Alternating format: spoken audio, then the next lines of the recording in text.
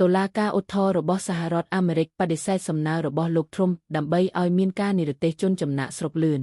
នៅថ្ងៃទី07 ខែមេសា ឆ្នាំ 2025 ស្ដីពី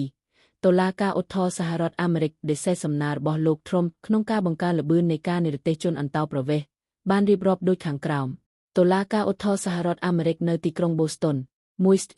Circuit Court of Appeals បានបដិសេធសំណើរបស់រដ្ឋបាលលោក Donald Trump ក្នុងការលុបចោលបណ្ដោះអាសន្ននៅបទបញ្ជាមួយដែលរារាំងការនិរទេសជនអន្តោប្រវេសន៍ទៅកាន់ប្រទេសដែលមិនត្រូវបានគេស្នើមុន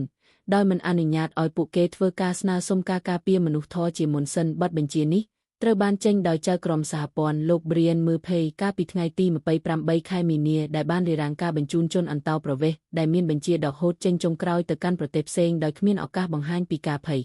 លៀកនៃការធ្វើទុកបុកម្នេញឬការធ្វើទារុណកម្មក្រុមអ្នកអស៊ូមទិសិទ្ធិជនអន្តោប្រវេសន៍បានប្តឹងផ្តល់ការពីខែមុនដោយចោទប្រកាន់គោលនយោបាយរបស់ទីភ្នាក់ងារអន្តោប្រវេសន៍និងកិច្ចសហរដ្ឋអាមេរិក ICE